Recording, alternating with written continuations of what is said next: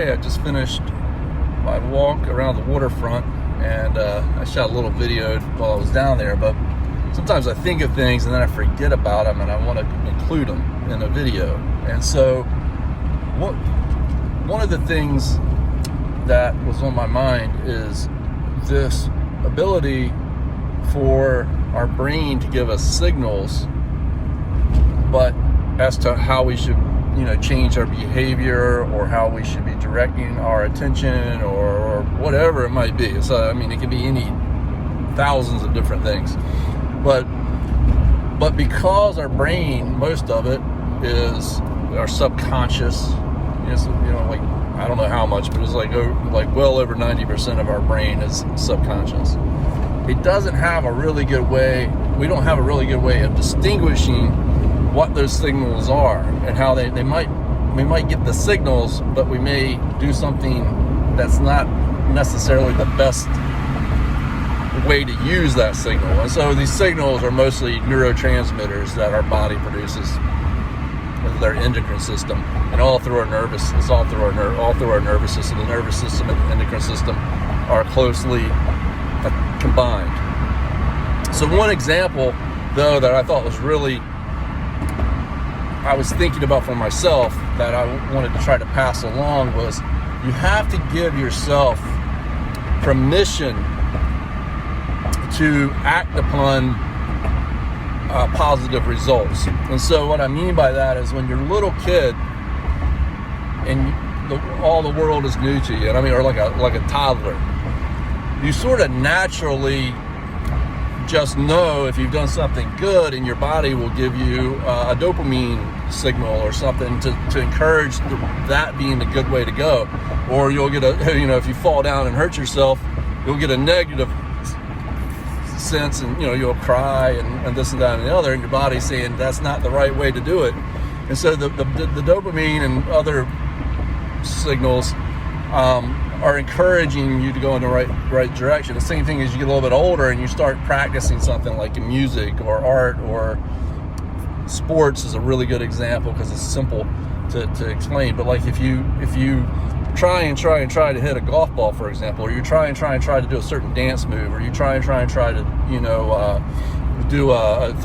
throw a baseball a certain way, or a softball a certain way, or swing a certain way, or even things like a little bit more complex, like fishing, like how to cast a line and to the right direction. And these things, when you do them the right way, if everything is normal, you get a nice positive feedback from that, and that's a little release of dopamine, and it's saying, hey, you did that right that time, repeat again. And these things get more complicated as we go through life. That same process happens on much more complex issues, like how we communicate with people and that kind of thing. The problem is that along the way, and often people trying to, with good intentions, give us discouragement when it should be a positive, and it can also be the other way. They can give us encouragement when it's a negative. And so in other words, as parents, for example, are one of the biggest influences in this way, and teachers, is that if they're in a bad mood and they yell at you when you've done something good, the problem is that you don't even know it, but it's training your brain to not have the positive response when it should have a positive response. And at other times, people who are bad influences on us will encourage something that's very bad and harmful for us, and we'll get the dopamine response from it, and we'll say, and we'll reinforce that bad behavior.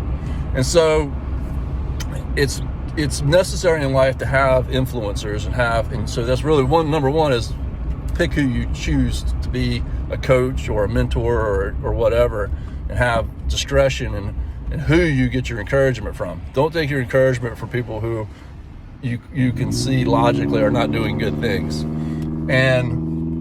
But even more importantly than that is to start teaching yourself how to be your own coach. Don't allow yourself that dopamine response to influence you when you know you've done something that's just harmful for yourself. For example, like spending hours and hours in front of a television or on social media or something like that. And many other examples you'll know as you get older. But on the other hand, make sure you allow yourself to say, all right, I'm practicing this thing or trying to learn this thing. Let yourself feel that encouragement. And so that, because it's a process in your brain that's very important. It's not just a momentary thing. It's actually a whole process of your brain learning to wire itself to do things the correct way. So it's a real growing process that's happening. These neuronal connections and things are happening not just in your brain but all through your nervous system. And so we want to make sure that we allow the proper processes to happen in our body, and we don't shut them off. And even though a lot of this is considered to be like what we call the involuntary responses, they're really not that. It's not really that separated. There are signals that we learn, like an athlete absolutely knows how to distinguish when they've done something right and wrong. Sometimes you call it gut feeling after you've done it many, many times, but they know that. And good athletes, for example, and other people, I'm just using them as an example, they know how to have that good feeling and say, I hit that ball the way I was supposed to hit it, and they want to repeat that. And sometimes then you also need to have a coach involved in that too, to kind of, it gets a little more complicated when you're trying to get really good at something. But just at the very beginnings of things, when Tom Brady first threw his first spiral when he was a little kid sometime, he had to get reinforcement from that. And then the next time he did it more often and then more often. And, they get better and better at that. So you have to allow yourself for that. And let's take a more extreme example. Let's take a person who's been in a very bad accident, and maybe they're on the verge of not ever being able to say, like, walk again or use their arms again or something. There's a fine line there. There could be real damage and almost irreparable or this sort of thing. But there's also a lot of people that beat the odds and they're able to start reestablishing the use of those limbs, for example. And there's a fine line there between a person getting discouraged and a person staying encouraged, because they have to work very hard at it. It's very much a mental process of how far they'll push their bodies to try and relearn the use of those limbs. Again, that's not always possible for physical reasons. But where it's a chance, the difference between making it and not, same thing with fighting off diseases a lot of times, is this ability to know how to let your body stay encouraged. So, if you make one small progress, you need to allow yourself to experience the positive of that. So that's very, very important. Another thing is in how we are responding to a certain situation at a certain time. So let's take anger, for example. Our minds a lot of time will shift towards, say, some emotion, and I'm just going to use anger for an example because it's a very strong emotion. And we feel anger at some situation, and it may be that the logic behind the anger that we process is not completely false. Sometimes it can be false, but a lot of times it's just not. It's true. The logic behind the anger is not untrue. The problem is the subconscious brain or certain parts of the brain are just angry because they're angry, and they don't, and that's just a signal to do something different about it. But it's up to the conscious mind and ourselves to decide how we're responding to that anger and using it. And the weird thing about that is this is a big lesson if you can learn it, that oftentimes we're angry and we have this logical rationale for what we're angry at, but the anger is actually because the actual emotion of the anger, not the logical thing that happened, is because we're not taking the action. We're actually angry at ourselves, and we don't know we're angry at ourselves. We're angry at the situation that caused the emotion, but the perpetual anger is at ourselves because we're not taking the right course of action with what we're supposed to be doing. So in other words, let's say that you had a job and your boss fired you, and now you're angry at your boss, which is logical, and that's what you think you're angry at. But if, for example, you were to shift course and all of a sudden found something else that you were more passionate about doing, or was better than your old job, or whatever, you could actually flip logically to now being thankful for that boss because they fired you because you found something better. But the funny thing is the flip, nothing changed with the boss. It was what you did, or what maybe sometimes luck that happened to you. But the point being is that the anger, weirdly enough, is not where we think the anger is. The anger is it's really just a signal to try and tell us to take a different path.